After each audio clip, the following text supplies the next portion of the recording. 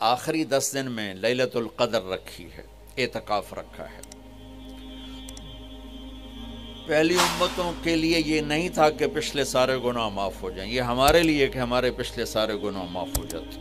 اللہ تعالیٰ کا عرش پہلے آسمان پہ آ جاتا ہے، جنت کے دروازے کھل جاتے ہیں، جہنم کے بند ہو جاتے ہیں، شیطان قید ہو جاتے ہیں، اور سمندر کی مچھلیاں اور زمین کی چونٹیاں تک روزہ رکھنے والوں کے لیے دعا کرتی ہیں۔ اور اللہ تعالیٰ جنت کو روزانہ کہتا ہے، ان قریب میرے نیک بندے بندیاں آنے والے ہیں، تو ان کے لیے میک اپ کر لے، تو ان کے لیے تیار ہو جائے۔ یہ اللہ تعالیٰ کی رحمت کو لینے کا سیزن ہے۔ پہلی امتوں کو اعتکاف نہیں ملا تھا، ہمیں اعتکاف ملا ہے کہ 10 دن اللہ دے بوئے تے پہ جاؤ، یا اللہ تیرے کو معافی کروا کے ہی اٹھنا ہے، میں اٹھنا ہی کوئی نہیں۔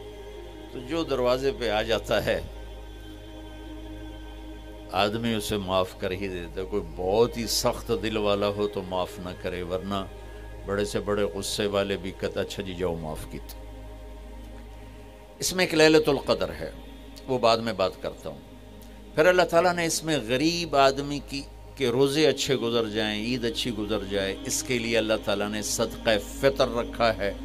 ہم اسے عید کے ساتھ جوڑ دیتے، پہلی رمضان سے دینا چاہیے تاکہ غریب اپنا کوئی روزہ تو رکھ سکے۔ پہلی رمضان سے 29 رمضان تک جب مرضی دے دیں، اور اگر وہ فطرانہ ادا نہیں کرتا تو اس کے روزے اس کے سر کے اوپر سے بھی نہیں جاتے، وہیں کھڑے رہتے ہیں۔ اور عام طور پر یہاں اخبار میں ٹی وی پر گندم کے لحاظ سے آتا ہے 2 سیر کڑک دے دو، وہ تھوڑے سے پیسے ہیں، 100-200 روپے ہے۔ میں آپ کو آپ سب مالدار لوگ بیٹھے ہیں، میں آپ کو اپنے نبی کا صدقہ فطر بتاتا ہوں کہ آپ کیا دیتے تھے۔ آپ کشمش دیتے تھے، کھجور دیتے تھے، جو بھی دیے ہیں۔ تو کشمش 3 کلو، بازار میں 3.5 کلو، بازار میں جا کے پوچھیں جو سب سے اچھی کشمش ہو، یا پھر درمیانی، گھٹیا نہیں درمیانی اور سب سے اچھی، وہ پتہ کرے وہ کتنی ہے، 1000 روپے کلو ہے، 1500 روپے کلو ہے۔ آپ کے گھر کے 4 افراد ہیں تو ایک گھر سے 6000 روپے غریب کو جائے گا۔ آج تو 6000 میں ایک ہفتہ نہیں گزرتا۔ تو اب سب سے عرض کرتا ہوں، ویسے بھی خیرات کریں، افطاریاں کروائیں، اور صدقہ فطر کشمش کے حساب سے دیں۔ یہ آپ سب بھائی بہنوں کی خدمت میں گزارش ہے۔ اللہ نے آپ کو رزق دیا، خرچ کریں، یہی آپ کے ساتھ جائے گا، باقی سارا ادھر ہی رہ جائے گا۔ لیلۃ القدر، انا انزلناہ فی لیلۃ القدر وما ادراک ما لیلۃ القدر لیلۃ القدر خیر من 1000 شہر تنزل الملائکۃ فیہا باذن ربہم من کل امر سلام ہی حتی مطلع الفجر۔ ہم نے قرآن کو لیلۃ القدر میں اتارا، تمہیں کیا خبر کہ لیلۃ القدر کیا ہے؟ لیلۃ القدر 1000 مہینوں سے بہتر ہے۔ اس میں فرشتے اترتے ہیں اور یہ صبح تک رہتی ہے۔ لفظ قدر عربی میں اس کا ایک مطلب ہے قیمت۔ سبحان اللہ۔ تو اللہ نے کہا میں تمہیں بتاؤں، آپ سب تاجر بیٹھے ہو، لیلۃ القدر کی قیمت کیا ہے؟ 1000 مہینوں سے بہتر ہے، 1000 مہینوں سے بہتر ہے۔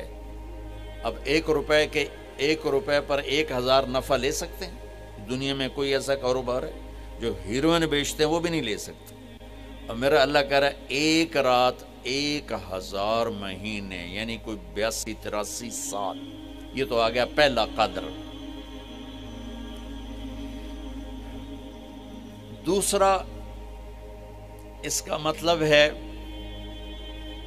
تنگ پڑ جانا، تنگ پڑ وقت فقدر علیہ رزقہ۔ تو تنزل الملائکۃ فیہا، تنزل الملائکۃ والروح فیہا، کہ اس رات اتنے فرشتے اترتے ہیں کہ زمین تنگ پڑ جاتی ہے۔ سبحان اللہ، اتنے فرشتے آتے ہیں زمین تنگ پڑ جاتی ہے۔ تیسرا مطلب ہے قدر، مقدار کو، تو اللہ تعالیٰ نے اس کا آخری مطلب بھی بتایا، سلام ہی حتی مطلع الفجر، کہ یہ فجر کی نماز تک، فجر کی اذان تک یہ رہتی ہے۔ 3 مطلب ہیں قدر کے، تینوں اللہ نے قرآن میں کور کیے۔ قیمت کیا ہے؟ 1000 مہینوں سے بہتر۔ تنگی کیا ہے؟ فرشتوں سے زمین بھر جاتی ہے۔ مقدار کیا ہے؟ صبح صادق۔ لیلۃ القدر 27 کی نہیں ہوتی، 21، 23، 25، 27، 29۔ اب یہ 5 راتیں جاگنے چھٹ، آپ لوگ تو ویسے رات کے بادشاہ ہو، جاگ لو۔ تو لیلۃ القدر مسجد میں نہ گزارو، گھر میں گزارو۔ یہ مسجدوں میں اشتہار لگ جاتے ہیں، فلاں کے ساتھ شب قدر گزاریں، فلاں حضرت کے ساتھ شب قدر گزاریں، پھر ادھر کوئی صلاۃ تسبیح پڑھ رہا ہے باجماعت، عورتیں صلاۃ تسبیح کی جماعت کرا رہی ہیں، اور پتہ نہیں اور کتنی عجیب و غریب قسم کی عبادات شروع ہو جاتی۔ یہ نفلی عبادت ہے، میرے نبی گھر میں پڑھتے تھے۔ آپ نے اشراق کے سوا ہر نفل گھر پڑھا، ہر سنت گھر میں پڑھی۔ تو آپ لیلۃ القدر کو یہ مستورات بھی آپ بھی اکٹھے ہو کے نہیں منانا، الگ الگ مصلی بچھا کر اپنے اللہ سے رونا دھونا کرو، اپنے اللہ کو منانا کرو، میں بھی کروں، آپ بھی کریں۔ نوافل کی جیسے ابھی شب برات گزری تو اشتہار تھے، میں جا رہا تھا ادھر غلام آباد میں ایک جنازہ ہو گیا تھا، تو اشتہار فلاں حضرت کے ساتھ شب برات گزاریں، فلاں مسجد میں شب برات گزاریں، فلاں جگہ شب برات گزاریں۔ بھائی وہ گھر میں منانے کی ہے، مسجد میں نہیں۔ میرے نبی نے نفلوں کو تنہائی میں ادا کیا، فرض کو مجمع میں ادا کیا۔ لیلۃ القدر میں جاگنا نفل ہے، اور پھر جب اکٹھے ہو جائیں گے لوگ اور عورتیں تو پھر ساتھ غیبت بھی چلے گی، اور ایک غیبت کا بول ساری رات کو اڑا کے رکھ دے گا۔ مردوں یا عورت اکٹھے ہو جائیں، غیبت سے تو بچتے نہیں، نہ ہی رک سکتے ہیں۔ سندھ سے ہم بائی روڈ آ رہے تھے، کراچی سے بائی روڈ جماعت تھی، تو وہ راستے میں بڑی غیبت کریں، نوجوان تھے سارے نئے نئے، میں چپ کر کے سنتا رہا۔ جب کوئی 2 دن گزر گئے نا تو ہمارے پاس بڑی وین تھی، میں نے کہا بچوں ایک نصیحت کرتا ہوں کہ غیبت نہ کیا کرو، مذاق کرو، ہنسا کرو، کھیڑا کرو، غیبت نہ کرو۔ تھوڑی سی میں نے اس پہ بات کی تو بڑے متاثر ہوئے، کہا جی ٹھیک ہے انشاءاللہ آئندہ بالکل نہیں کریں۔ کوئی آدھا گھنٹہ گاڑی میں سناٹا رہا، آدھے گھنٹے کے بعد ایک بولے مولانا جی غیبت نہ کریے تو پھر گلاں کی کریے۔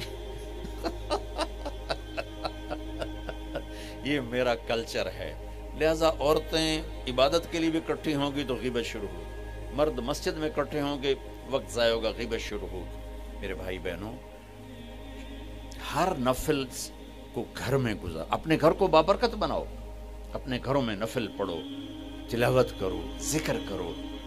صرف اشراق کے نفل میرے نبی مسجد میں پڑھتے تھے 2 رکعت، باقی ہر نفل آپ نے مسجد میں ادا کی۔ تو یہ چند چیزیں رمضان کے متعلق میں نے عرض کی ہیں۔